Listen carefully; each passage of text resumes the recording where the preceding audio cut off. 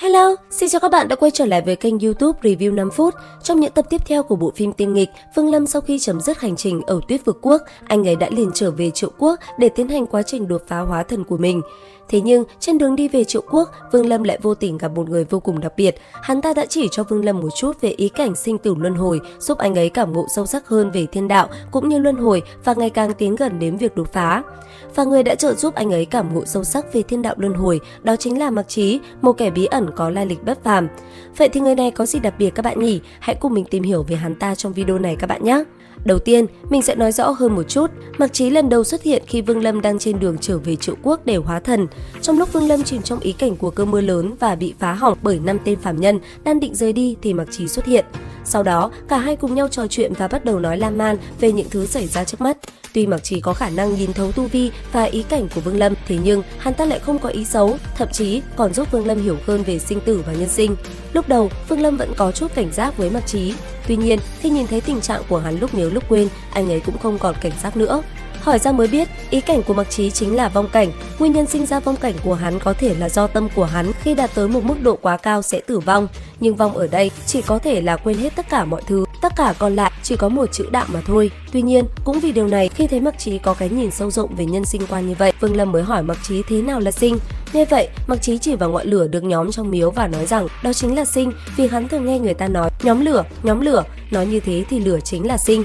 Vương Lâm từ từ hiểu ra nhưng cũng vẫn chẳng hiểu được nhiều lắm, rồi anh ấy lại tiếp tục hỏi thế nào là tử.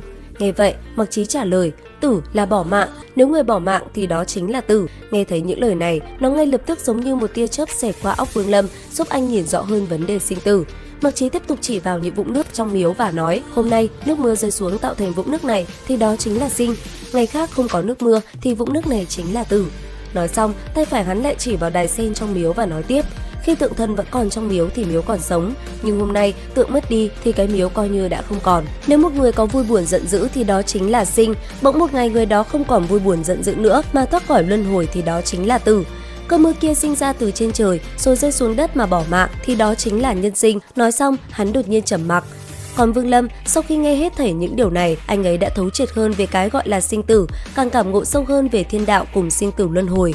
Nói cho Vương Lâm biết những điều này xong, hắn ta cũng liền rời đi. Tuy nhiên, chỉ xuất hiện ngắn ngủi như vậy thôi, người này đã để lại ấn tượng vô cùng sâu sắc trong lòng Vương Lâm. Thế nhưng, người này lại không ngẫu nhiên xuất hiện đúng vào lúc quan trọng nhất của Vương Lâm. Như vậy, thật ra, Mạc Chí có thân phận vô cùng đặc biệt, hắn chính là đệ tử của Thiên Vận Tử. Cũng vì vậy, sự gặp gỡ hoàn toàn bất ngờ của Mạc Chí mang đến sự kỳ ngộ với Vương Lâm, tất cả đã nằm trong sắp xếp và tính toán của Thiên Vận Tử. Có một vài suy đoán của Phan Trung cho rằng Mạc Chí là do Thiên Vận Tử phái tới để trợ giúp Vương Lâm hóa thần và làm hắn ta mau chóng ngộ đạo, rồi sớm ngày đột phá tới cảnh giới cao hơn. Đến khi đạt tới tu vi vấn đỉnh đại viên mãn, Thiên Vận Tử sẽ tiến hành cắn nuốt tu vi của Vương Lâm. Cũng nhờ chi tiết này, chúng ta có thể thấy Mạc Chí có lẽ cũng chỉ là một quân cờ trong bàn cờ ma thuật mà Thiên Vận Tử đã vẽ ra mà thôi. Lại nói tiếp, sau lần gặp gỡ đầu tiên, thời gian qua đi, không lâu sau, Mạc Chí được giao nhiệm vụ làm sứ giả tu chân liên minh. Trong trận chiến Chu Tước Mộ, hắn xuất hiện định trao danh hiệu Chu Tước Tử cho Vương Lâm nhưng đã bị anh ấy từ chối. Sau đó, Vương Lâm yêu cầu trao danh hiệu này cho Chu Vũ Thái và hắn cũng đồng ý.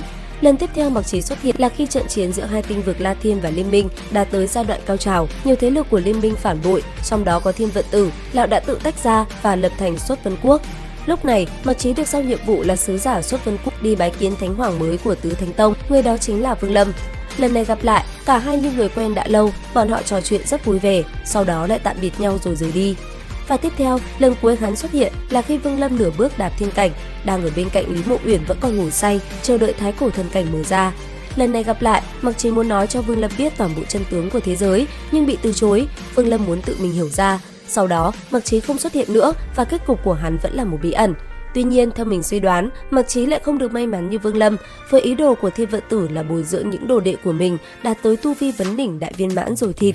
Nếu Mạc Chí đạt tới vấn đỉnh đại viên mãn, lão ta chắc sẽ không bỏ qua được tên đồ đệ này. Mặc dù trong chuyện không nhắc tới, thế nhưng chúng ta có thể thấy Mạc Chí là một người khá tốt. Thế nhưng hắn ta chỉ là chọn nhầm thầy mà thôi, đúng không các bạn? Ngay cả Vương Lâm, nếu không nhờ tâm cơ và trí thông minh của mình, anh ấy đã sớm trở thành con mồi cho Thiên Vận Tử mất rồi. Có thể nói, bàn cờ này tất cả Thiên Vận Tử đã sắp xếp, Mạc Chí hay Vương Lâm, tất cả chỉ là quân cờ của hắn mà thôi. Và sau một vài bí ẩn mà mình vừa khám phá ra, các bạn nghe xong thì thấy Mạc Chí là một nhân vật như thế nào? Cùng comment ý kiến của mình dưới phần bình luận nhé! Xin chào và hẹn gặp lại các bạn ở những video tiếp theo!